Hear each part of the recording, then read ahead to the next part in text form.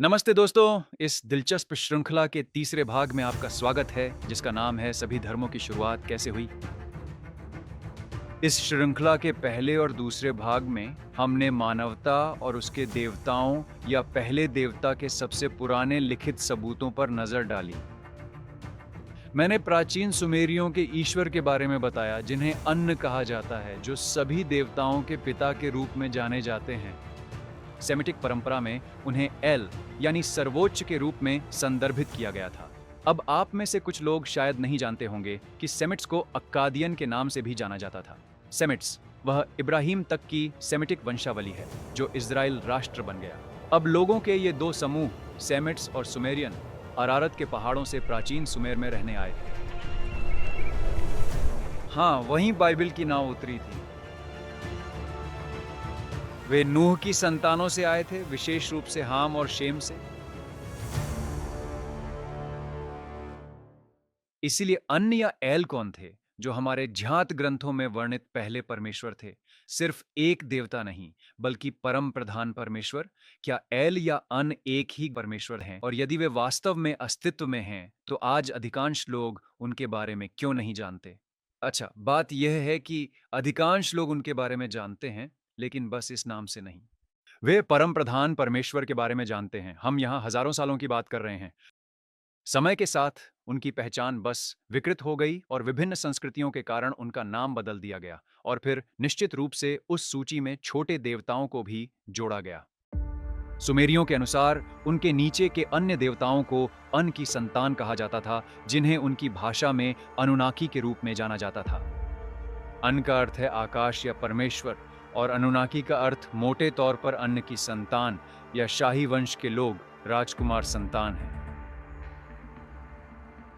इसलिए आप कह सकते हैं कि वे सर्वोच्च परमेश्वर अन की संतान हैं, है ना? सबसे पहले सुमेरियन देवताओं के समूह में आपके पास अन हैं, लेकिन उनकी पहली संतान सबसे बड़े को वे एनलिल कहते थे। फिर एन की आए, और फिर समय के साथ अन्य छोटे देवताओं आए, लेकिन प्राचीन सुमेरियों के अनुसार ये उनकी मुख्य संतानें थीं। वे ये तीनों उस समय के सबसे शक्तिशाली देवताओं थे। फिर अन्न की अन्य संतानें अनुनाकी पृथ्वी पर गिर गईं, इसलिए वे सांसारिक अनुनाकी बन गए। इसलिए आपके पास सांसारिक अनुनाकी हैं, और आपके पास स्वर्गीय अनुनाकी भी हैं। सांसारिक देवता और स्वर्गीय देवता। अन्न और गिरे हुए देवताओं का यह वृत्तांत बाद में प्राचीन हुर्रियों को भी दिया गया, जो प्राचीन मेसोपोटामिया के उत्तरी और उत्तर पश्चिमी भागों में रहते थे। और अन्य संस्कृतियां भी अन्न और गिरे हुए देवताओं के बारे में जानती थीं। आज हमारे पास उनके लेखन के बहुत सारे सबूत हैं, और डॉक्टर विलियम मैक्लाउड ने नेफिलिम बुक्स त्रयी लिखी है, और उन्होंने एक प्राचीन पाठ में लिखा है, जो लगभग 2500 ईसा पूर्व का क्यूनिफॉर्म है। एन को अन्य सभी ईश्वर के अस्तित्व में आने से पहले वहां होने के रूप में वर्णित किया जा रहा है। एन नाम 4 वेजेस के तारे के रूप में लिखा गया था, और तारे का उपयोग स्वर्ग को संदर्भित करने के लिए भी किया जाता था, और वह अस्तित्व में मौजूद हर चीज के उच्चतम रूप की ओर इशारा करता था। इसलिए प्राचीन काल में जब लोग अलग-अलग देवताओं के बारे में लिखते थे, तो वे इस तारे के चिन्ह को दूसरे चिन्ह के साथ लिखते थे, ताकि उस देवता का वर्णन किया जा सके। उदाहरण के लिए गरज के देवता, उर्वरता के देवता। लेकिन असल में जब यह तारा अकेला हुआ करता था, तो यह केवल परम प्रधान परमेश्वर यानी कि अनु को ही संदर्भित करता था। और यह बेहद दिलचस्प है, क्योंकि वह अन्य देवताओं की तरह नहीं हुआ करते थे। वह अन्य सभी देवताओं से ऊपर अकेले खड़े थे, और उन पर और पूरी सृष्टि पर दृश्य और अदृश्य लोकों पर उनका पूर्ण अधिकार था। अब सेमिटिक पक्ष से हमारे पास निश्चित रूप से परम प्रधान परमेश्वर का यह सबूत भी है, जैसा कि मैंने उल्लेख किया है, और उन्होंने इसे पहले एल आई एल के रूप में लिखा है, और फिर बाद में यह एल ई एल बन गया। सेमाइट्स शेम के लोग हैं। सेमाइट्स अब्राहम तक। कुछ प्राचीन ग्रंथों में हमें इस देवता का दोहरा रूप भी मिलता है, इलिली, जिसका अर्थ है देवताओं का देवता या सर्वोच्च देवता। एबला, एक सेमिटिक नगरी के बाद के तीसरी सहस्राब्दी के ग्रंथों में देवताओं के पिता का नाम इलिलु दिया गया है, जो सभी देवताओं का देवता है। अब यहाँ सिर्फ इस नाम के साथ और भी बहुत कुछ है, क्योंकि उनमें यह यहाँ कुछ गहरा होने की ओर इशारा करता है। लेकिन मैं इसे अगले वीडियो के लिए बचा कर रखूंगा, क्योंकि यह बेहद दिलचस्प है। अब विलियम मैक्लियोड कहते हैं, इससे भी अधिक यह बात की सेमिटिक परंपरा के साथ बिल्कुल मेल खाता है, जैसा कि उगारेटिक ग्रंथों में देखा जा सकता है, जहां एल देवताओं का पिता है। यहाँ हिब्रू परंपरा की तरह एल को कभी-कभी एल एलयोन परम प्रधान परमेश्वर कहा जाता है। इसका एक बहुत अच्छा उदाहरण बाइबल में है, जहां परमेश्वर अब्राहम को उसके परिवार से बुलाते हैं ताकि वह अकेले उनकी आराधना करे। लेकिन बाइबल क्या कहती है? कहां से? कसदियों के ऊर से। ऊर जिसे आज हम इराक के रूप में जानते हैं, वह वास्तव में एक सेमिटिक नगरी थी, लेकिन इस समय उन पर सुमेरियों का शासन था, इसलिए वे सत्ता में थे। और हम देख सकते हैं कि उनका प्रभाव कितना मजबूत था, क्योंकि उन्होंने इस सर्वेश्वरवादी धर्म को अपनाना शुरू कर दिया था। और यही कारण है कि अब्राहम का परिवार अभी भी इन अन्य देवताओं की आराधना करता था। यह एन मैरकर के शासन के अधीन भी था। बाइबल में हम उसे निम्रोद कहते हैं। इसका मूल नाम वही है। याद रखें, यहोशू 24 वाक्य 2 कहता है, इसराइल का परमेश्वर यहोवा यूं कहता है, प्राचीन काल में तुम्हारे पूर्वज फरात नदी के पार रहते थे। तेरह नाम का वह व्यक्ति जो अब्राहम और नाहोर का पिता हुआ करता था, और वे अन्य परमेश्वर की उपासना और सेवा किया करते थे। अन्य देवता बहुवचन। इसलिए आप देखते हैं कि इस समय वे इन अन्य देवताओं की आराधना करते थे, जब तक कि परमेश्वर ने अब्राहम को उस सब से दूर नहीं बुला लिया। और फिर अब्राहम किससे मिले? मल्कीसेदेक, जो इस परम प्रधान परमेश्वर के एक याजक राजा भी थे। और वे भी बाइबल के इस वचन में हम देखते हैं कि उन्होंने परम प्रधान परमेश्वर की आराधना की, और वह शब्द एल एलियन है, जो इब्रानी शब्द है। और कुछ लोग कहते हैं कि यह मल्कीसेदेक शायद शेम है, दूसरे लोग कहते हैं नहीं, वह शायद यीशु है। मैंने इस पर एक पूरा वीडियो बनाया है, मैं अभी इसमें नहीं जाऊंगा, लेकिन यह बहुत दिलचस्प है क्योंकि वह सालेम से था, सालेम जो बाद में इज़राइल बन गया, है ना? वह भूमि स्वयं। लेकिन मुद्दा ये है, उस समय एक अवशेष था, यहाँ तक कि इस शक्तिशाली सुमेरियन प्रभाव के बावजूद, जो अभी भी इस परम प्रधान परमेश्वर की आराधना करता था, जैसा कि नूह ने किया था, शेम ने किया था। और क्योंकि वे जल प्रलय से पहले की दुनिया से आते हैं, जिसकी जल प्रलय से पहले की दुनिया के लोग भी अभी भी आराधना करते थे। इसीलिए लोगों का यह अवशेष अभी भी परम प्रधान परमेश्वर एल एलियन की आराधना करते थे, भले ही सुमेरियन और अन्य लोग दूसरे देवताओं को पूजते थे। कि कई शेम वंशजों को वास्तव में शायद उनकी भी आराधना करने के लिए मजबूर किया गया था, और अन्यों ने ऐसा करना चुना। मेरे साथ उत्पत्ति 14 वाक्य 18 पढ़ें। और सालेम का राजा मलकी से देख रोटी और दाख मधु ले आया। वह परम प्रधान परमेश्वर एल एलियोन का याजक था, और उसने उसे आशीर्वाद दिया और कहा, परम प्रधान परमेश्वर की ओर से अब्राम धन्य हो, जो आकाश और पृथ्वी का प्रभु है, और धन्य है परम प्रधान परमेश्वर जिसने तेरे शत्रुओं को तेरे हाथ में कर दिया है। और फिर हम यह भी देखते हैं कि अब्राहम स्वयं वाक्य 22 में कहता है, मैंने अपना हाथ यहोवा परम प्रधान परमेश्वर की ओर उठाया है, जो आकाश और पृथ्वी का प्रभु है। इसलिए यहाँ एक निरंतर परंपरा है। जल प्रलय से पहले और बाद की दुनिया, नूह, शेम, हाम, उनके परिवार से अब्राहम तक उनकी एक अटूट कड़ी है, जो परम प्रधान परमेश्वर एल एलियोन की आराधना करते थे। ये किसी भी देवता पर लिखे पहले क्यूनिफॉर्म से सबूत है। ये अद्भुत है और पवित्र शास्त्र से मेल खाता है। डॉक्टर मैकलॉड ने लिखा है, सेमेटिक सर्वोच्च परमेश्वर एल एबला के तीसरी सहस्राब्दी ईसा पूर्व के ग्रंथों में पहले से ही प्रमाणित है। हालांकि विद्वानों के बीच इस बात पर विवाद है कि क्या एबला के नामों में इल आई एल देवताओं के प्रमुख को दर्शाता है। उन्हें वास्तव में एबलाइट भेंट सूची में एल कहा गया है। स्पष्ट रूप से परमेश्वर के लिए कीलाक्षर प्रतीक को पढ़ने की सेमेटिक प्रथा एल है। दोनों ही मामलों में जब यह सामान्य रूप से परमेश्वर को संदर्भित करता था। इसलिए प्राचीन मेसोपोटामिया, प्राचीन सुमेर के शुरुआती समय से हमारे पास यह तारा रूपी चिन्ह है, जिसे उस युग की संस्कृतियों द्वारा एन या एल के रूप में पढ़ा जा सकता था। शुरुआती समय से ही हमारे पास ये सबूत है। अब प्रश्न ये है, और मैंने पहले भी इसका जिक्र किया था, कि जल प्रलय के बाद लोगों को इस परमेश्वर के बारे में कैसे पता चला? क्योंकि ये राष्ट्र शेम, हाम और याफेत से आए हैं, 3 भाई जो नूह के पुत्र हैं, जो जल प्रलय से पहले और बाद में भी सर्वोच्च एल की आराधना करते थे। याद रखें, ये तीनों बेटे वे जल प्रलय से ठीक पहले नूह के साथ बढ़ते हुए, इसलिए वे यह सब जानते हैं, स्वयं नूह के साथ भी। अगर हम सिर्फ नूह को देखें तो जल प्रलय के समय वह 600 साल के थे। अगर आपको नहीं पता हो तो बाइबल क्या कहती है? उसके बाद वे कितने समय तक जीवित रहे? 350 साल। और हाँ, वे बूढ़े हो गए थे। वे 950 वर्ष की आयु तक जीवित रहे। इसलिए जल प्रलय के बाद उस नई सभ्यता को शुरू करने की कल्पना करें। उन्होंने उनमें से कितनों को सिखाया होगा? सैकड़ों वर्षों तक सिखाते रहे।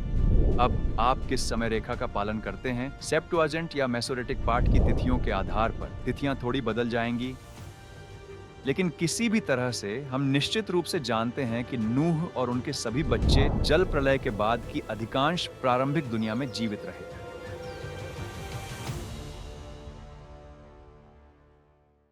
अब बाइबल हमें यह नहीं बताती कि जल प्रलय के बाद नूह ने वास्तव में क्या-क्या किया, लेकिन हम जानते हैं कि जल प्रलय से पहले वे एकमात्र धर्मी व्यक्ति थे। इसलिए यह तर्क संगत है कि वे जल प्रलय के बाद भी अच्छा धर्मी बने रहे होंगे और फिर भी परमेश्वर की आराधना करते रहे, और शायद अपने सभी वंशजों को भी ऐसा ही करना सिखाया। नूह और उनका परिवार जल प्रलय से बच गए और जल प्रलय से पहले की दुनिया के ज्ञान को अपने साथ एक नई दुनिया के जन्म में ले आए। अकादियन या सेमाइट्स लोगों की पारिवारिक वंशावली भी आदम की तीसरी संतान शेत से लेकर इजराइल तक फैली हुई है। यह आदम से शुरू होती है, उनके पुत्र शेत, उनकी पारिवारिक वंशावली नूह तक जो 10वीं पीढ़ी है, और फिर नूह के पुत्र शेम इब्राहिम तक, अन्य 10 पीढ़ियां याकूब और इसहाक के माध्यम से इजराइल के जन्म तक। यह पारिवारिक वंशावली, एक कभी न खत्म होने वाली पारिवारिक वंशावली, आदि से ही वहां थी। वे जानते थे कि यह परम प्रधान परमेश्वर कौन था। उन्होंने उसके बारे में लिखा ताकि हम आज भी उसके बारे में पढ़ सकें। भले ही समय के साथ उनके परिवार के कुछ सदस्यों ने इस परम प्रधान परमेश्वर के विरुद्ध विद्रोह करना शुरू कर दिया और अन्य देवताओं की आराधना करने लगे, या सुमेरियन भाषा में अनुनाकी, ये अन्य तथाकथित देवताओं, जिन्हें हम जानते हैं कि वे केवल अंधकारमय गिरे हुए स्वर्गदूत हैं, या कुछ लोग आज उन्हें एलियंस भी कह सकते हैं, या जिन्न अगर हम मुसलमानों को देखें, या आत्माएं। इसलिए शेम की वंशावली अब भी परम प्रधान परमेश्वर की आराधना करती थी, जबकि अन्य, विशेषकर निम्रोद की वंशावली दूसरे देवताओं को पूजने लगी थी। शायद उसके पिता कुश का भी इसमें हाथ था। जैसा कि बताया था, निम्रोद को सुमेरियन भाषा में एनमेरकर के रूप में जाना जाता था। उन्होंने अन्य देवताओं की आराधना करने के इस नए सर्वेश्वरवादी धर्म को बनाकर परम प्रधान परमेश्वर के विरुद्ध बगावत की। इसलिए जल प्रलय के बाद नए देवता आए जिनकी सुमेरियन आराधना करते थे। ये लोग हाम, कूश और निम्रोद की पारिवारिक वंशावली से आए थे, और वे जिन पर उन्होंने शासन किया था। यह कैसे हुआ? जल प्रलय से पहले शैतान और उसके गिरे हुए स्वर्गदूतों ने मानव जाति को अन्य देवताओं की पूजा करने के लिए बहकाया, और हम जानते हैं कि जब हम उत्पत्ति 6 पढ़ते हैं तो वहां बताया गया है कि मानव जाति के मन में हर समय केवल बुराई ही रहती थी। हमने परमेश्वर के पुत्रों के नीचे आने और मानव स्त्रियों के साथ सोने के बारे में भी पढ़ा है। इसीलिए बाढ़ के बाद बिल्कुल वही चीज फिर से हुई। उन्होंने मानवता को धोखा दिया, विशेष रूप से हाम के वंश के माध्यम से कूश और निम्रोद। उन्होंने उन्हें विशेष ज्ञान दिया जिससे निम्रोद को नया विश्व साम्राज्य बनाने में मदद मिली। उन्होंने सिखाया कि परम प्रधान परमेश्वर, जिसे आन कहा गया, उसकी संतान पृथ्वी पर गिरी। पृथ्वी की नामक देवी है जिसने और परमेश्वर बनाए जिन्हें गिरे हुए स्वर्गदूत कहते हैं। अगर मैं शैतान होता तो लोगों को धोखा देने के लिए यही बताता, क्योंकि ज्यादा देवताओं होने से सच्चे परमेश्वर पर शक बढ़ेगा। लेकिन बाइबल बहुत स्पष्ट है। सुमेरियाई लोगों का मानना था कि आन की संतान पृथ्वी पर देवी की पर गिरी ताकि इन अन्य देवताओं को बनाया जा सके। लेकिन बाइबल हमें क्या बताती है? हम प्रकाशित वाक्य के अध्याय 12 वाक्य 9 में पढ़ते हैं कि यह कहता है, और वह बड़ा अजगर नीचे फेंक दिया गया, वही पुराना सांप जो इब्लीस और शैतान कहलाता है और सारे संसार का भ्रमाने वाला है। तो उसे स्वर्ग से पृथ्वी पर फेंक दिया गया और उसके दूतों को भी उसके साथ नीचे गिरा दिया गया। दोस्तों, वीडियो पसंद आ रहा है तो एक पल रुकिए, मेरे पास आपके लिए एक बड़ी खबर साझा करनी है। मैं अपने भाई के साथ एक उपन्यास लिख रहा हूं जो बाढ़ से पहले की दुनिया में आधारित है। यह उपन्यास फैंटेसी और ऐतिहासिक कथा का मिश्रण लगेगा, ठीक वैसे ही जैसे Lord of the rings, Warcraft या नार्निया। लेकिन सबसे अच्छी बात यह है, यह बाइबल और पुरातात्विक सच्चाइयों पर आधारित है। इस किताब में हम प्राचीन दुनिया को गहराई से विस्तार में जानेंगे, गिरे हुए स्वर्गदूतों, नेफिलिम और आदम के वंशजों की वंशावली, खासकर शेत और कैन की। आप करीब से अनुभव कर पाएंगे कि वे लोग निप्पुर जैसी प्राचीन नगरी में किस तरह से रहते थे, और एरिडू में वे कैसे गहरे अंधकार में गिर गए थे, और वे आखिर इस कदर इतने दुष्ट कैसे बन गए। एक ऐसी दुनिया में जो विशालकाय बिहीमत जैसे जानवरों और ड्रैगनों से पूरी भरी हुई थी, और लिवियाथन, जैसा कि जॉब की किताब में वर्णित है। अगर आपने कभी सोचा है कि प्रलय से पहले एंटी-डिलुवियन दुनिया कैसी थी, तो यह उपन्यास आपको उस दुनिया को एक ऐसे तरीके से जीवंत कर देगा जैसा आपने पहले कभी नहीं देखा होगा। ये काफी एक्शन और आध्यात्मिक युद्धों से भरपूर है।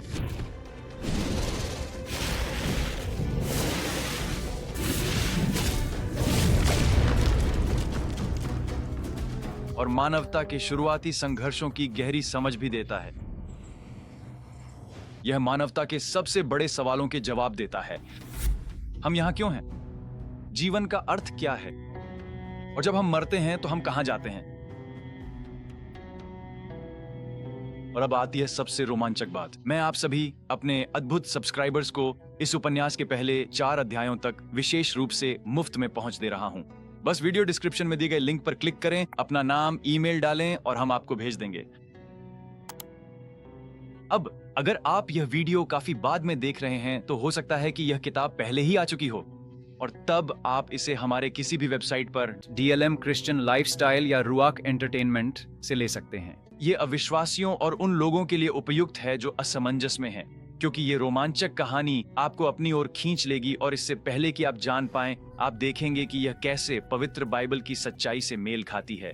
साथ बने रहने के लिए धन्यवाद। चलिए आज के संदेश पर वापस चलते हैं। इसलिए उत्पत्ति 6 वाक्य 4 में स्पष्ट है कि जल प्रलय से पहले क्या हुआ। ये गिरे हुए स्वर्गदूत पृथ्वी पर आए। प्राचीन सांप ने आदम और हव्वा को धोखा दिया, पाप दुनिया में प्रवेश किया। पर यही नहीं, बाद में उत्पत्ति 6 वाक्य 4 में हम स्वर्गदूतों को पढ़ते हैं। स्वर्गदूत शब्द का अर्थ संदेशवाहक है ना? इसलिए यह उनके कार्य के बारे में है, न कि उनका अस्तित्व। उन्हें आत्माएं कहते हैं। इब्रानी पुराने लेखों में उन्हें परमेश्वर के पुत्र भी कहा है। आप इसे जॉब की किताब में भी पढ़ सकते हैं। उन्होंने परमेश्वर द्वारा दी गई अपनी सीमाओं को पार कर दिया और मनुष्यों के साथ संबंध बनाकर नेफिलीम को जन्म दिया। जल प्रलय के बाद हम फिर वही होते देखते हैं, इसलिए एक दूसरी घुसपैठ। ये दूसरा आक्रमण था, क्योंकि हम पढ़ते हैं कि जल प्रलय के बाद भी नफिलीम वहां थे, परंतु हम यह भी पढ़ते हैं कि जल प्रलय में सभी लोग मर गए, जिसमें नफिलीम भी शामिल होंगे। केवल धर्मी नूह और उसका परिवार ही जीवित बचा। परंतु जल प्रलय के बाद हम इन नए नफिलीम के आने के बारे में पढ़ते हैं, जो अर्ध देवता थे। हाँ, अर्ध देवता जल प्रलय से पहले की तरह ही वे जल प्रलय के बाद की दुनिया में भी लोगों को गुमराह करने के लिए धीरे धीरे उभरे। वे उनके बीच चलते फिरते थे। लोगों ने गिरे हुए स्वर्गदूतों और उनकी संतान नफिलीम दोनों की परमेश्वर के रूप में आराधना की, और इस तरह उन्होंने एक सर्वेश्वरवादी धर्म बनाया। हमारे पास इसके बारे में बहुत सारे ग्रंथ हैं, इसलिए जब हम प्राचीन सुमेरियनों को देखते हैं तो हमारे पास इसके बारे में बहुत सारे लेख हैं जिन्होंने देवताओं और अर्ध देवताओं की आराधना के बारे में लिखा है। परंतु क्या हम बाइबल में इसके बारे में कुछ पढ़ते हैं? हाँ, हम पढ़ते हैं। व्यवस्था विवरण 32:17 कहता है, उन्होंने उन दुष्ट आत्माओं को बलि चढ़ाई जो परमेश्वर नहीं थे, उस देवताओं को जिसे वे कभी नहीं जानते थे, उन नए देवताओं को जो हाल ही में आए थे। जिनसे तुम्हारे पूर्वज कभी नहीं डरे थे।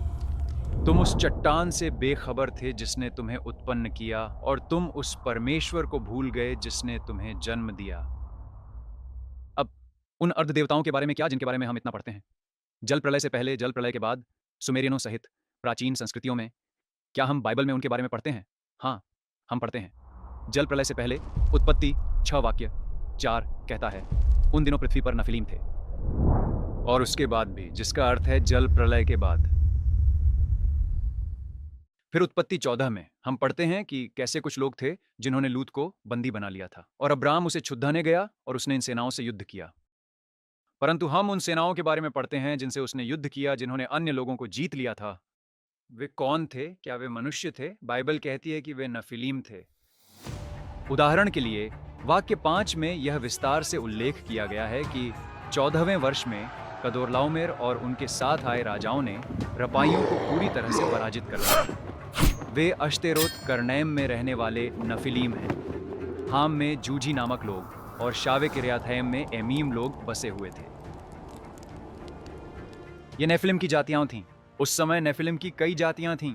उन्हें रपाइम कहा जाता था। हम अनाकीम के पुत्रों के बारे में भी पढ़ते हैं। जैसे जैसे हम बाइबल पढ़ना जारी रखते हैं, हम इसे बार बार सामने आते देखते हैं। फिर भी बहुत से लोग इसे नहीं पढ़ते हैं, और जब वे इन नामों को पढ़ते हैं तो वे इसे पूरी तरह से नहीं समझते। सैकड़ों साल बाद भी, मूसा के समय में, हम अभी भी उनके बारे में पढ़ते हैं। गिनती 13 वाक्य 33। और वहां हमने नेफिलिम को देखा, अनाक के पुत्रों को, जो नेफिलिम से आए हैं। और हम अपनी दृष्टि में टिड्डों के समान दिखाई देते थे, और इसलिए हम उन्हें भी ऐसे ही दिखाई देते थे। मूसा के समय तक मेरा मानना है कि नेफिलिम का डीएनए वास्तव में कमजोर हो गया था, क्योंकि समय के साथ डीएनए खराब होता जाता है। और आप दाऊद के समय तक आगे बढ़ सकते हैं, जिसने गोलियत से लड़ाई की। और गोलियत भी बहुत से लोगों के लिए बड़ा है, लेकिन वह अन्य नेफिलिम जितना बड़ा नहीं था। जब हम राजा ओग और बाइबल के उन पात्रों के बारे में पढ़ते हैं तो वे बड़े थे, है ना? लेकिन दाऊद के समय में हम गोलियत के बारे में पढ़ते हैं, और गोलियत के भाई थे और वे गत से थे। इसलिए हम अभी भी दानवों की जातियों के बारे में पढ़ते हैं। अब मैं आपको ये सब क्यों बता रहा हूं? क्योंकि यह समझना महत्वपूर्ण है कि इन लोगों ने अपने सर्वेश्वरवादी धर्म में नेफिलिम की आराधना उन देवताओं के रूप में की जो उनके बीच चलते थे। और जल प्रलय के बाद यह तब शुरू हुआ जब हमने नूह के पुत्रों में से एक, हाम, उसके पुत्र कूश और फिर निम्रोद को देखा, जिसने विश्व नेता बनकर वास्तव में दुनिया पर इस नए सर्वेश्वरवादी धर्म को जबरदस्ती थोपना शुरू कर दिया था। और शैतान यही चाहता था, और उसने ऐसा होने के लिए काम किया कि उन्होंने लोगों को परम प्रधान परमेश्वर के विरुद्ध होने के लिए धोखा दिया, और इन गिरे हुए स्वर्गदूतों की आराधना देवताओं के रूप में करने लगे, और उनकी संतान नेफिलिम की भी, जो उनके बीच चलते थे। आपको क्या लगता है कि हमारे पास ये सभी अद्भुत विशाल इमारतें और प्राचीन संरचनाएं क्यों हैं, जिन्हें हम पुरातत्व में देख रहे हैं, जिन्हें लोग समझा नहीं सकते कि उन्हें कैसे बनाया गया आज की तकनीक के बावजूद? यदि उनके पास गिरे हुए स्वर्गदूतों और उस समय के बड़े शक्तिशाली नेफिलिम से यह तकनीक और जानकारी थी, तो उन्होंने इसे इसी तरह बनाया। इसलिए सुमेरियनों के इस समय को समझने से आपको यह समझने में मदद मिलेगी कि दुनिया के सभी धर्म कहां से आए हैं, क्योंकि वे उन्हीं से आए हैं। सदियों से थोड़ा बदल गया है, लेकिन यह वही बात है। यही धर्म पूरी दुनिया में फैल गया, क्योंकि जल प्रलय के बाद समय के साथ लोग बढ़ते गए और दुनिया भर में नई संस्कृतियां बनी, विशेष रूप से बाबेल के गुम्मट के बाद। इनमें से कई संस्कृतियां इसी परम प्रधान परमेश्वर की कहानी बताती हैं, जिन्होंने अन्य देवताओं यानी स्वर्गदूतों को बनाया, है ना? जिन्होंने फिर नेफिलिम अर्ध देवताओं को भी बनाया, और कैसे लोगों ने उनकी आराधना शुरू कर दी। लेकिन ज्योति की संतान, जल प्रलय से पहले के लोग, शेत की वंशावली से लेकर नूह तक, और नूह से हमारे पास शेम है, जो जल प्रलय के बाद शेम के सीधे वंशज माने जाते हैं, जो सुमेरियनों के समान समय में इब्राहिम तक रहे, मूसा और इजरायली, जिन्होंने हमेशा परम प्रधान परमेश्वर की आराधना की। ये वास्तव में एक अटूट रेखा है। वे सच्चे परमेश्वर के मार्ग से कभी नहीं भटके। हम यह भी निश्चित रूप से जानते हैं कि उन्होंने प्राचीन सुमेरिया के निप्पुर नगरी में भी एल की आराधना की थी। इसलिए यह बाइबल नहीं है जो देवताओं के सच्चे प्राचीन इतिहास से भटक गई। बात यह है कि हमारे पास यह अटूट रेखा है, लेकिन समय के साथ अन्य वंशज वे परम प्रधान परमेश्वर से भटक गए, विशेष रूप से वंशावलियों के माध्यम से। हम देख सकते हैं कि कैन के साथ भी आदम और हव्वा की पहली संतान और उसकी संतान उस भूमि पर जा रही है। पूर्व में नोद की भूमि में और उसके परिवार के माध्यम से हम बुराई भी देख सकते थे, यहाँ तक कि दुष्ट लेमेक के माध्यम से भी, जिसने लोगों को मारने के बारे में डींगे मारी थीं। और बाइबल कहती है कि जल प्रलय से पहले उनके विचार निरंतर केवल बुरे ही थे। परमेश्वर ने इसे रोका। फिर जल प्रलय के बाद वही हुआ, लेकिन इस बार हाम, कूश, निम्रोद के माध्यम से, जो विश्व नेता बना। जब उन्होंने इन गिरे स्वर्गदूतों और नेफिलिम की आराधना की, दुनिया फिर दुष्ट हो गई। उन्हें फिर रहस्यमय ज्ञान मिला, युद्ध के लिए फिर से हथियार बनाए, और यहाँ तक कि बाबेल का गुम्मट, जो विशेष रूप से परम प्रधान परमेश्वर के विरुद्ध विद्रोह में बनाया गया था, उन्होंने यह झूठ फैलाना शुरू कर दिया कि परम प्रधान परमेश्वर एल एलियोन को आन कहा जाता था। उन्होंने कहा कि उनकी संतान कथित तौर पर पृथ्वी पर गिरी, और हम जानते हैं कि वे गिरे हुए स्वर्गदूत थे जिन्हें स्वर्ग से बाहर निकाल दिया गया था और जो पृथ्वी पर आए थे। पृथ्वी, जिसे प्राचीन सुमेरियनों ने तब एक देवी भी कहा था, जिसे कि कहा जाता था, और जिसने और देवताओं को बनाया। ये आन एक झूठा देवता था और परम प्रधान परमेश्वर एल एलियोन नहीं था। उनकी बुराई बढ़ी, पाप कई गुना बढ़ गया और लोग पीड़ित हुए। देखिए, शैतान जानता है कि थोड़ा सा खमीर लेना हमेशा आसान होता है, जो पूरे आटे को खमीर कर देता है। उस भोजन में थोड़ा सा चूहे का जहर 5% चूहे को मार देता है। इसलिए पूरी नई कहानी सुनाने के बजाय यह हमेशा आसान होता है कि जो पहले से मौजूद है उसे लें और बस उसे थोड़ा सा मरोदाह दें और लोग उस पर विश्वास कर लेंगे। फिर सच्चे परमेश्वर एल एलियोन ने न केवल जल प्रलय में सारी बुराई को रोका, बल्कि बाद में भी उन्हें बेबीलोन के गुम्मट पर फिर से वही काम करना पड़ा, उन्हें अलग अलग भाषाओं से भ्रमित करके। फिर क्या हुआ? चूंकि बेबीलोन का गुम्मट कभी पूरा नहीं हुआ था, परमेश्वर ने उन्हें भ्रमित कर दिया और फिर वे दुनिया भर में और भी अधिक फैलने लगे, है ना, अपनी नई भाषाओं के साथ। और उन देवताओं के नाम जो वे पुकारते थे बदल दिए गए। वही चीज अलग तरह से पेश की गई और दुनिया भर में फैल गई। इसलिए सर्वेश्वरवाद पूरी दुनिया में फैल गया। वे सभी अभी भी जानते थे कि एक परम प्रधान परमेश्वर है, लेकिन फिर ये अन्य देवता भी थे जिनकी वे आराधना करते थे। लेकिन परम प्रधान परमेश्वर, जब हम केवल उन्हें देखते हैं, क्योंकि यह वीडियो उसी के बारे में है, तो उनका नाम और उनका स्वभाव भी बिगड़ गया था। आइए सभी संस्कृतियों पर एक नजर डालें। उदाहरण के लिए मिस्रवासी, वे अपने देवताओं के पिता रा, पहले रा सूर्य देवता थे, लेकिन बाद में उन्हें एक अन्य शक्तिशाली देवता अमुन के साथ मिला दिया गया, जिससे वे अमुन रा बन गए, जो देवताओं के राजा और एक सर्वोच्च निर्माता थे। उनकी आराधना देवताओं के पिता और समस्त जीवन की रचना करने वाले के रूप में की जाती थी। कई सुमेरियन प्राचीन मेसोपोटामिया में ही रहे और वे अभी भी इस देवता को परम प्रधान परमेश्वर के रूप में एन कहते थे। बाद में उनके आसपास की संस्कृतियों ने भी उन्हें अनु कहना शुरू कर दिया। उदाहरण के लिए अक्कादियन, जो भाषा से सेमिटिक थे लेकिन सुमेरियन संस्कृति के साथ घुल मिल गए थे, उन्होंने इसी देवता को अपनाया और उन्हें अनु कहा। यहाँ तक कि बेबीलोन के लोग भी, जो बहुत बाद में आए, अभी भी अनु को अपने देवताओं में सबसे ऊपर रखते थे। इसलिए जबकि वे भी सेमिटिक थे, उन्होंने अब नूह और शेम के परमेश्वर का अनुसरण करना छोड़ दिया था, बल्कि उन्हें पौराणिक कथाओं से बदल दिया था। कनानी उन्हें एल कहते थे और यहाँ तक कि युगारेटिक ग्रंथों और प्राचीन कनानी धार्मिक शिलालेखों के अनुसार एल एलियोन परम प्रधान परमेश्वर भी कहते थे।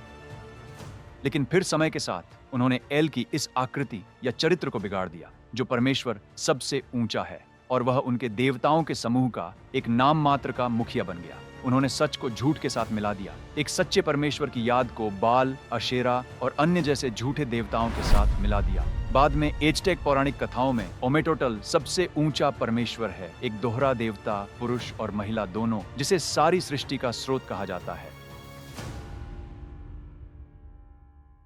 याद रखें, एजटेक भले ही वे आज हमारे लिए प्राचीन हैं, वे टोलटेक्स से आए हैं, जो ओल्मेक्स से आए थे, जिनके बारे में कई लोगों का मानना है कि वे जल प्रलय से पहले के समय के हैं। यूनानियों ने उसे यूरेनस कहा, जो आदिम आकाश देवता था, ठीक वैसे ही जैसे प्राचीन सुमेरियन देवताओं के समूह में एन को भी आकाश देवता और सभी देवताओं का पिता कहा जाता था। यूनानियों के लिए वे यूरेनस को क्रोनस सहित टाइटन्स के पिता और ज्यूस के दादा के रूप में देखते थे। रोमनों ने उसे कैलस कहा, जो आदिम आकाश देवता था। वह सैटर्न का पिता था, जिसने उसे वैसे ही गद्दी से उतार दिया जैसे यूनानी पौराणिक कथाओं में क्रोनस ने यूरेनस को उतारा था। ये मूल रूप से अलग अलग नामों के साथ एक ही कहानी है। उनमें एक संबंध है, एक कहानी कि कैसे ये सूर्य देवता पिता देवता को उखाड़ फेंकने की कोशिश करेंगे, ठीक वैसे ही जैसे शैतान ने परम प्रधान परमेश्वर को उखाड़ फेंकने की कोशिश की थी और उसके जैसा या उससे अधिक शक्तिशाली बनना चाहता था ताकि वह बाइबिल के सबसे ऊंचा परमेश्वर से ऊपर उठ सके। लेकिन मैं इसके बारे में थोड़ी देर में बात करूंगा। नॉर्डिक पौराणिक कथाओं में अनु के समान सबसे प्रमुख आकृति बुरी है, जो पहला देवता है। वह गिनुंगा गैप की बर्फ से निकला, जो एक विशाल शून्य था और उसे देवताओं का पूर्वज माना जाता है। उसका पुत्र का नाम बोर था, जिसने निश्चित रूप से ओडिन को जन्म दिया, जो एसिर का सर्वोच्च मुखिया और थोर और बाल्डर जैसे अन्य देवताओं का पिता था। फिर भारतीय पौराणिक कथाओं में हमारे पास द्यौस पितर थे, शायद मैं इसका गलत उच्चारण कर रहा हूँ, जो प्रारंभिक वैदिक धर्म में आकाश पिता थे। समय के साथ द्यौस पितर की आराधना कम हो गई और सर्वोच्च वास्तविकता की अवधारणा बाद के हिंदू दर्शन में ब्रह्म सर्वोच्च अनंत अपरिवर्तनीय सार्वभौमिक आत्मा के रूप में विकसित हुई। मूल अमेरिकी निवासियों ने भी उन्हें एक महान आत्मा के रूप में याद किया। उनकी भाषा में लखौटा के बीच वाकनटांका और अल्गोंक्विन के बीच घिचे मैनिटो। विभिन्न नेटिव अमेरिकन परंपराओं में महान आत्मा एक सर्वोच्च सत्ता या सृष्टिकर्ता है, जिसे अक्सर ब्रह्मांडीय आत्मा कहा जाता है, जो समस्त जीवन को नियंत्रित करती है। दिलचस्प है कि नेटिव अमेरिकन इंडियंस के टोटेम पोल के ऊपर हमेशा बाज होता था, है ना? और वे परम प्रधान परमेश्वर को महान आत्मा के रूप में देखते थे। दिलचस्प बात यह है कि प्राचीन सुमेरियन परंपरा में भी बाज का यही प्रतीक है। वे इसे अंजू कहते हैं और वे भी उनमें और भी बहुत कुछ है, क्योंकि करूब भी हैं जो स्वर्गदूत भी हैं, सबसे ऊंची शक्ति का संकेत। जब हम एक बाज को देखते हैं तो वह सबसे ऊंचा उड़ता है, लेकिन उससे भी ऊपर स्वर्गदूत भी होते हैं। इसलिए यहाँ प्रतीकवाद बहुत महत्वपूर्ण है, क्योंकि यहाँ एक सांप सर्प का भी प्रतीकवाद है और हम इसके बारे में थोड़ी देर बाद बात करेंगे। लेकिन जब हम नेटिव अमेरिकन इंडियंस को देखते हैं, जब उन्होंने बाज को महान आत्मा के रूप में देखा, तो स्वर्गदूत वही होते हैं। स्वर्गदूत स्वर्गदूत नहीं है, यही उनका कार्य है ना? क्योंकि स्वर्गदूत शब्द का अर्थ होता है संदेशवाहक, इसलिए वे परमेश्वर के संदेशवाहक हैं, है ना? लेकिन वास्तव में वे दिव्य आत्माएं हैं और परमेश्वर स्वयं को आत्मा के रूप में ही पुकारते हैं। यूहन्ना 4:24, परमेश्वर आत्मा है और जो उसकी आराधना करते हैं उन्हें आत्मा और सच्चाई से आराधना करनी चाहिए। आत्मा और सच्चाई में, जैसा कि मैंने पहले कहा, समय के साथ लोगों ने इसे बिगाड़ दिया और परमेश्वर वास्तव में कौन है, इसके वास्तविक सार को खो दिया। वह आत्मा तो है, पर कोई हवा में मौजूद अनजान शक्ति नहीं, जिससे आप बस सुनने की उम्मीद करें। वह एक व्यक्तिगत परमेश्वर है जो हमसे व्यक्तिगत संबंध बनाना चाहता है। और जैसे जैसे हम इस श्रृंखला को जारी रखेंगे, यह बात और भी अधिक स्पष्ट रूप से सामने आती जाएगी। फिर इस्लाम, यह बहुत बाद में 610 ईस्वी में बनाया गया था और उन्होंने उन्हें इस परम प्रधान परमेश्वर को अल्लाह कहा, जो इस्लाम में एकमात्र एकेश्वरवादी परमेश्वर है, जो सृष्टि करता है और ब्रह्मांड का पालनहार भी है। अब कुछ अफ्रीकी पारंपरिक धर्म परम प्रधान परमेश्वर को ओलोरून या योरूबा कहते हैं, जो स्वर्ग का शासक और सृष्टिकर्ता है। मध्य अफ्रीका की कई बंटू भाषाओं ने उन्हें कोरो सृष्टिकर्ता कहा, जैसे म्बाका जनजाति। फिर कुछ बंटू जनजातियां काफी लंबे समय के बाद दक्षिण अफ्रीका की ओर चली गईं और आज भी सोथो त्स्वाना के लोग उन्हें मोदिमो के नाम से ही पुकारते हैं। दरासा, या अगर हम और भी अधिक सटीक रूप से कहें तो इथियोपिया की गेदेओ जनजाति ने उन्हें मगानो कहा था। बर्मा के सुदूर उत्तरी इलाकों में रहने वाले कचिन लोग उन्हें करात कासांग कहकर संबोधित किया करते थे, जो कि परमेश्वर है। जिन्हें हपान व निंगसांग के नाम से भी जाना जाता है, वह महिमामय जो सृष्टि करता है, या चे व निंगचांग, जो कि इस संसार की हर एक बात का गहरा ज्ञान रखते हैं। अब आप पूरी तस्वीर देख पा रहे होंगे, है ना? और मैं यहाँ प्राचीन संस्कृतियों के बारे में बहुत देर तक बता सकता हूँ, और जैसे जैसे समय बीता और भी संस्कृतियां आईं जो अभी भी परमेश्वर को एक विशेष नाम से पुकारती थीं। लाहू लोग उस क्षेत्र में जहां बर्मा, चीन और थाईलैंड के बीच दबकर लाओस को छूता है, उन्हें गुशा कहते थे, जो सभी वस्तुओं का सृष्टिकर्ता है। कोरियाई परंपरा में वे उन्हें हानानिम कहते थे, जिसका अर्थ है महान। चीनी पारंपरिक धर्म में परमेश्वर को शांगदी कहा जाता था, जिसका अर्थ है सर्वोच्च शासक। उन्हें स्वर्ग और पृथ्वी पर सर्वोच्च दिव्य अधिकार के रूप में देखा जाता था। कुछ विद्वान वास्तव में कहते हैं कि भाषाई रूप से उनका नाम शांगदी हिब्रू नाम एल शदाई नामक परमेश्वर के बहुत समान है। शांगदी, शदाई। एक और प्राचीन नाम त्यान है जिसका अर्थ है स्वर्ग, जो स्वर्ग की दिव्य शक्ति या इच्छा को भी दर्शाता था, जो पूरे जीवन को नियंत्रित करती थी, जिसका अर्थ है परमेश्वर। यह बहुत महत्वपूर्ण है क्योंकि बहुत से लोग यह नहीं जानते, यहां तक कि खुद चीनियों को भी इस बारे में कोई अंदाजा नहीं है। इसीलिए आज उनका अधिकांश धर्म भी बदल गया है और वे ज्यादातर सौभाग्य और पैसे के पीछे हैं। मैं कई सालों में कई बार चीन गया हूं, इसलिए मैं जानता हूं। लेकिन बहुत समय पहले वे एक परमेश्वर की आराधना करते थे जो परम प्रधान परमेश्वर है। यही उनका सच्चा इतिहास है। केवल बहुत बाद में 500 ईसा पूर्व में जल प्रलय के बाद कन्फ्यूशियसवाद और बौद्ध धर्म का निर्माण हुआ था। फिर 6ठी शताब्दी ईसा पूर्व में ताओवाद। लेकिन हमारे पास पहले से ही सबूत हैं, पुरातात्विक रूप से कहें तो, कि मसीह के आने से 2500 साल पहले से ही वहां चीनी लोग रह रहे थे। इसलिए उन 2000 वर्षों में उन्होंने किसकी आराधना की? ऐतिहासिक अभिलेखों के अनुसार वे केवल एक परमेश्वर में विश्वास करते थे, जिनका नाम शांगदी था, जिसका अर्थ है वह राजा जो ऊपर रहता है या परम प्रधान परमेश्वर। और वे उनका नाम लगभग उसी तरह लिखते हैं जैसे प्राचीन सेमाइट्स, अक्कादियन और सुमेरियन, एक तारे के साथ। लेकिन उन्होंने ऊपर एक रेखा जोड़ दी जिसका अर्थ था कि यह परम प्रधान परमेश्वर है। उनमें उनके ऊपर कुछ भी नहीं है, उस रेखा के ऊपर कुछ भी नहीं है। यह परम प्रधान परमेश्वर है। और शांगदी का वास्तव में वही चरित्र, शक्ति और स्वभाव है जो सेमाइट्स के परमेश्वर का है, जिसे एल कहा जाता है, या जैसा कि इब्राहिम ने उन्हें पुकारा, एल एलियोन, परम प्रधान परमेश्वर। केवल एक ही परमेश्वर है, इसलिए वह उन्हें केवल एल भी कह सकता था। और पुराने नियम के बाकी हिस्सों में भी हम ये नाम एल एलियोन देखते हैं। उनमें वास्तव में बहुत सारे सबूत हैं कि उनकी भाषा वास्तव में और जिस तरह से वे इसे लिखते हैं वह वास्तव में उस समय से बाबेल का गुम्मट, वही लोग। क्योंकि जिस तरह से वे लिखते हैं, उदाहरण के लिए नाव अभी भी 8 लोगों के साथ एक नाव है, नूह और उसका परिवार। उनके पास जल प्रलय की कहानी भी है, इसलिए हम जानते हैं कि जल प्रलय वास्तविक थी, जैसे दुनिया भर की अन्य प्राचीन संस्कृतियां एक महान जल प्रलय के बारे में बात करती हैं। पर्याप्त समय नहीं है, मैंने इसे अन्य वीडियो में कवर किया है। मैं इसे आपके लिए नीचे वीडियो विवरण में जोड़ दूंगा। यह हमारी कहानी है, यह हमारी उनकी कहानी है।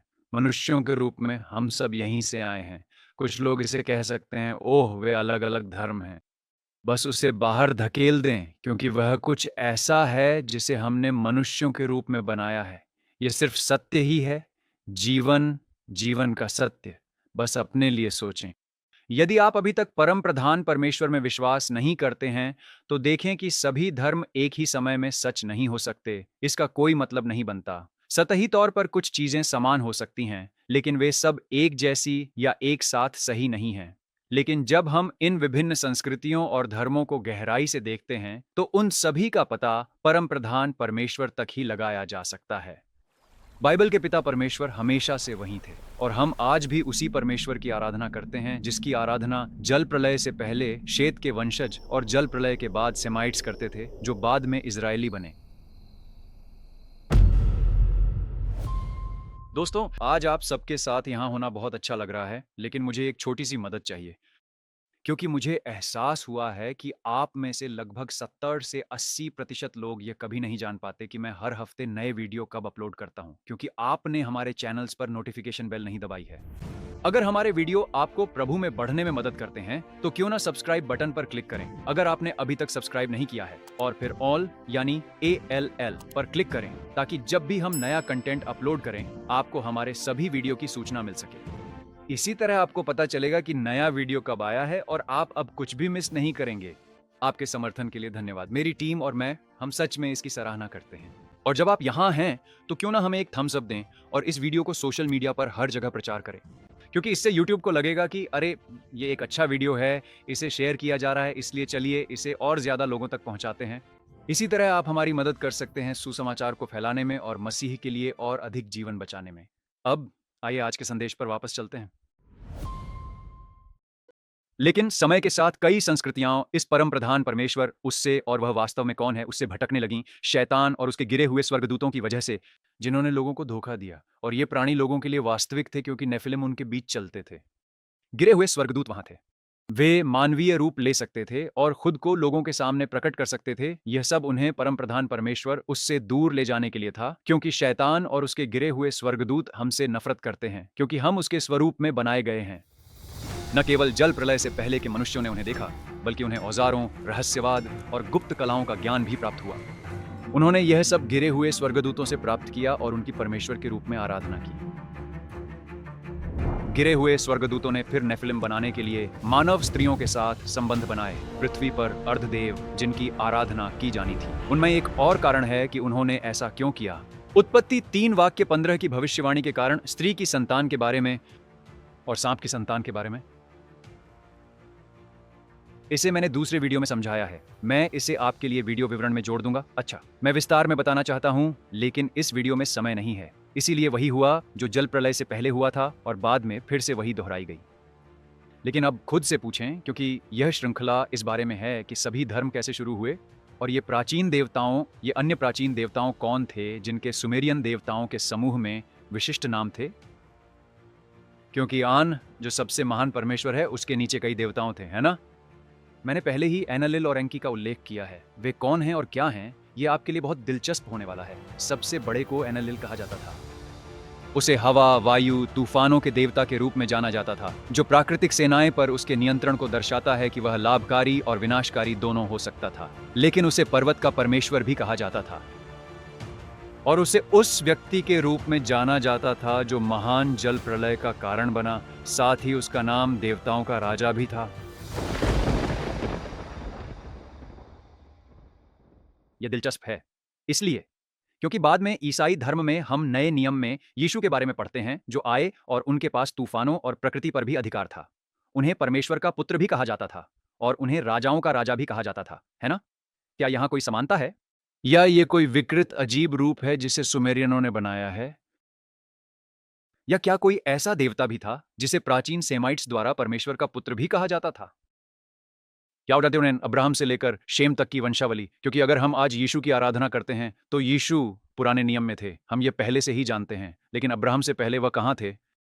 उन्हें क्या कहा जाता था? क्या वे पहले से ही परमेश्वर के पुत्र की आराधना करते थे, जिन्हें परमेश्वर भी कहा जाता था? मैं यहाँ सुमेरियनों की बात नहीं कर रहा हूँ, मैं प्राचीन सेमाइट्स की बात कर रहा हूँ, है ना। मैं अगले वीडियो में से एक में इसकी गहराई से जांच करूंगा। सुमेरियन देवताओं के समूह में दूसरा पुत्र, इसलिए हमारे पास एनालिल है, लेकिन दूसरे को एनकी कहा जाता था। और वह बहुत दिलचस्प है क्योंकि उसे पृथ्वी का प्रभु कहा जाता था। मैं ऐसा क्यों कह रहा हूं कि यह बहुत दिलचस्प है? इसलिए हम जानते हैं कि बाइबल शैतान को इस दुनिया का परमेश्वर भी कहती है। क्या यहाँ कोई संबंध है? इस श्रृंखला के अगले वीडियो में पता करें। यहाँ से आगे ये और भी दिलचस्प होने वाला है और मैं इस श्रृंखला को यहीं नहीं रोकने वाला हूँ। यह युगों युगों तक जारी रहेगा और मैं दुनिया के लगभग सभी धर्मों पर चर्चा करने की कोशिश करूंगा। हाँ, इसका मतलब है कि इस्लाम और कई अलग अलग मसीही धर्म जैसे मॉर्मनवाद, सेवेंथ डे एडवेंटिस्ट, यहाँ से यह और भी दिलचस्प होने वाला है। इसीलिए यदि आपने अभी तक सब्सक्राइब नहीं किया है तो सब्सक्राइब जरूर करें, और यदि आपने पहले वीडियो नहीं देखे हैं तो कृपया वापस जाकर उन्हें देखें, क्योंकि वीडियो 1 और 2 देखने पर यह वीडियो बेहतर समझ आएगा। और जाने से पहले एक बात हमेशा याद रखिएगा, यह जीवन बहुत छोटा है, इसलिए अपना जीवन बर्बाद न करें। धन्यवाद दोस्तों।